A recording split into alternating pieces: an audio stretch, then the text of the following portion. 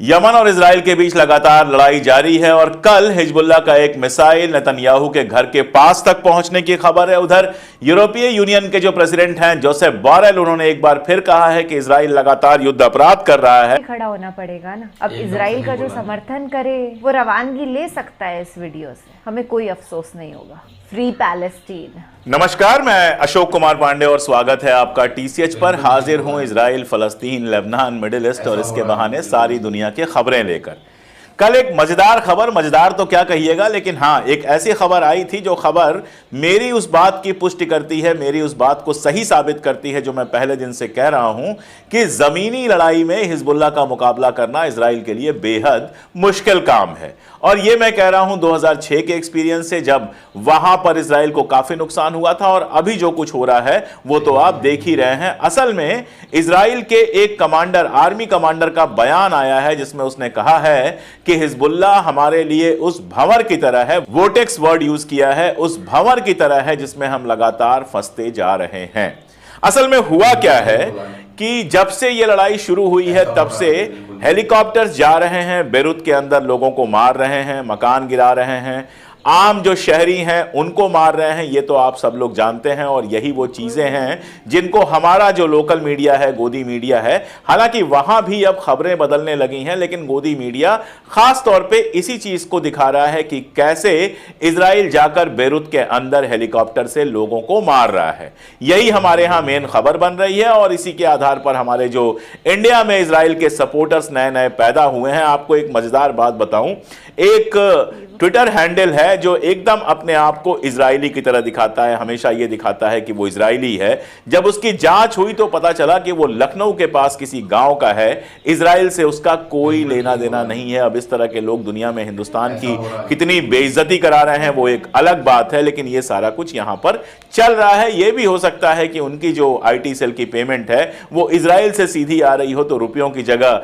वहां का शक्ल जो होता है, वहां का पैसा होता है, उसमें आ रही हो तो अमाउंट बढ़ जाए। खैर, तो हुआ यह है कि जब से यह जंग जमीनी लेवल पर आई है, इजराइल ने यह कहा है कि हम जमीनी हमला करेंगे, तब से वो 1 इंच भी आगे नहीं बढ़ पाया है और रोज उसके लोग मारे जा रहे हैं। केवल अगर कल की बात कर लें तो कल के कल में 6 जगहों पर, 6 मोर्चों पर इजराइल को पीछे ढकेला है हिजबुल्लाह ने। एक तो वो एम्बुश लगा रहा है और एम्बुश में ये लोग फंस रहे हैं और उसमें काफी लोग मारे जा रहे हैं। खबरें बाहर कम आती हैं, इजराइल के लोगों के मारे जाने की खबरें बाहर कम आती हैं। इसका एक एग्जांपल आपको दे देता हूं। क्या हुआ, कल इराकी मिलिशिया ने गोलन हाइट्स में जो आर्मी बेस है इनका, इसके ऊपर मिसाइल अपनी दागी, और जब मिसाइल दागी तो वो उस जगह पर पड़ी जहां पर इजराइल के सैनिक आराम कर रहे थे। अब इजराइल के जो अखबार हैं या वेबसाइट हैं उन पर जो खबर है वो ये है कि 2 लोग मारे गए हैं और बाकी 22 लोग घायल हुए हैं। जेरूसलम पोस्ट ने तो लिख दिया कि माइनर रूप से घायल हुए हैं, कोई खास बात नहीं है, लेकिन क्रेडिल न्यूज ये बता रहा है कि वहां कम से कम 24 सैनिक मारे गए हैं। अब एग्जैक्ट नंबर क्या है ये हमें कभी पता नहीं चलेगा। इसी तरह ये जो एम्बुश हो रहे हैं उसमें भी लगातार इजरायली सैनिकों के मारे जाने की खबरें हैं। लगातार ऐसी वीडियोज आ रही हैं जिनमें हेलीकॉप्टर इजराइल के जो घायल और मारे गए सैनिक हैं उनकी लाशें लेकर जा रहे हैं। एक जगह खबर यह आई कि हिजबुल्लाह ने लाश अपने कब्जे में लेने की कोशिश की, हालांकि उस लाश को ले जाने में इजराइल के लोग कामयाब हो गए। अब आप सोच के देखिए, इराक से मिसाइल चलती है और सीधे गोलन हाइट्स पे, आर्मी बेस पे आके गिरती है। यह मिसाइल किसी घर पे भी गिर सकती थी, किसी मल्टी हाउस जो होते हैं, जो मल्टी अपार्टमेंट्स होते हैं उनके ऊपर भी गिर सकती थी, और ऐसे में बहुत सारे आम शहरी मारे जाते और फिर वो बड़ी खबर बनती, आप दिखाते कि इतने सारे शहरी मारे गए हैं। लेकिन अभी तक जो रेजिस्टेंस है, चाहे वो इराकी रेजिस्टेंस हो, चाहे वो ईरान ने जब मिसाइलें दागी थी, या फिर हिजबुल्लाह जो लगातार मिसाइलें दाग रहा है, आज सुबह से भी खबर है कि 100 से ज्यादा मिसाइलें वो दाग चुका है। इन सारी मिसाइलों का निशाना सिर्फ और सिर्फ आर्मी के इलाकों को बनाया जा रहा है।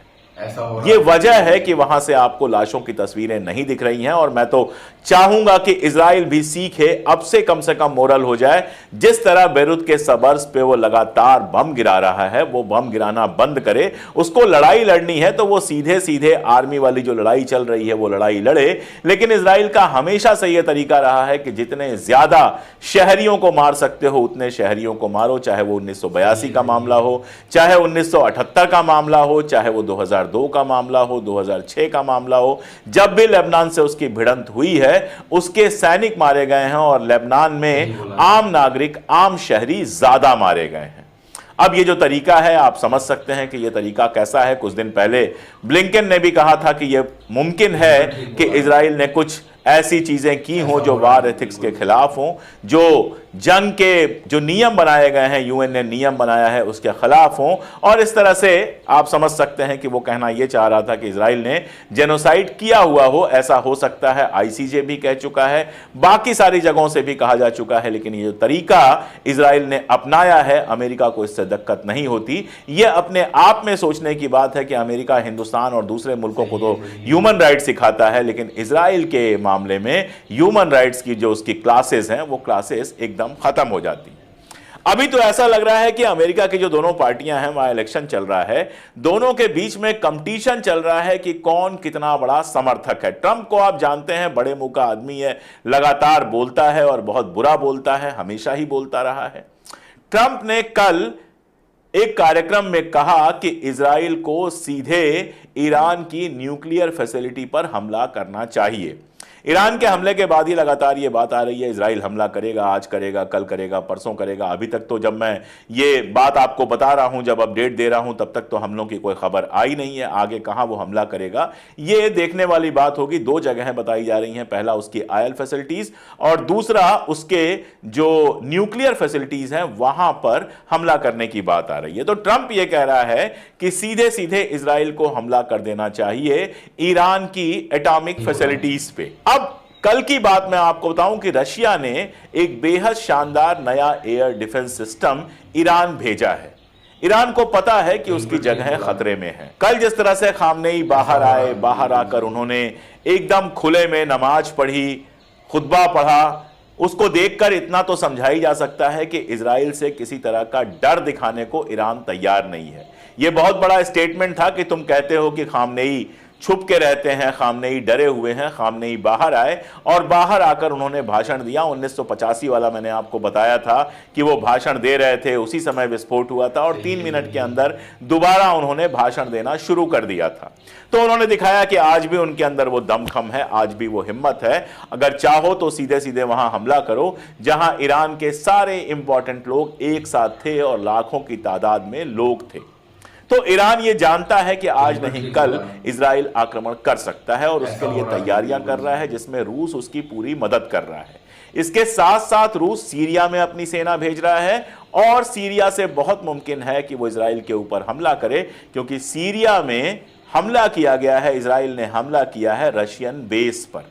तो लड़ाई अपने आगे के लेवल पर है, लेकिन ट्रंप उस लड़ाई को और भड़का के ये कह के, और खास तौर पे तब जब बाइडन ने पहले ही कहा है कि इजराइल को ईरान की एटॉमिक फैसिलिटी पे हमला नहीं करना चाहिए, तो वो ये दिखाना चाह रहा है कि मैं बाइडन से ज्यादा समर्थक हूं। कल फिर बाइडन ने एक प्रेस कॉन्फ्रेंस की और उसमें बहुत सारी बातें की। व्हाइट हाउस के अंदर ये प्रेस कॉन्फ्रेंस हुई और उसमें बाइडन ने पहले उसने कहा था कि एटॉमिक जो फैसिलिटीज हैं उन पर हमला नहीं करना चाहिए, और कल उसने कहा कि जो आयल फैसिलिटीज हैं उन पर हमला नहीं करना चाहिए। कारण बहुत क्लियर है, अमेरिका जानता है कि वो इजराइल का सपोर्ट करता है, लगातार इजराइल को पैसे दे रहा है, हथियार भेज रहा है। अभी उसने मिडिल ईस्ट में नए फाइटर जेट भेजे हैं, एयरक्राफ्ट भेजे हैं, वो सब ठीक है। लेकिन उसको पता है कि अगर आयल फैसिलिटीज पे हमला किया गया तो पूरी दुनिया में आयल की किल्लत होगी, क्योंकि तब ईरान उन देशों की आयल फैसिलिटीज पर हमला कर सकता है जो अमेरिका या फिर इजराइल को आयल सप्लाई करते हैं और साथ में बाकी दुनिया को भी। जैसे अगर इराक की बात करें, जहां इराकी मिलिशिया लगातार मजबूत होता जा रहा है, तो इराक के सारे आयल पे कंट्रोल किसका है? अमेरिका का कंट्रोल है। इराक का जितना आयल बिकता है वो अमेरिका के थ्रू बिकता है। अब अगर ईरान की फैसिलिटी नष्ट की जाएगी तो बहुत मुमकिन है कि जो इराकी मिलिशिया है वो इराक की जो आयल फैसिलिटी है उस पर हमला करे या फिर कुछ ऐसा करे जिससे वहां का आयल बाहर नहीं जा सके।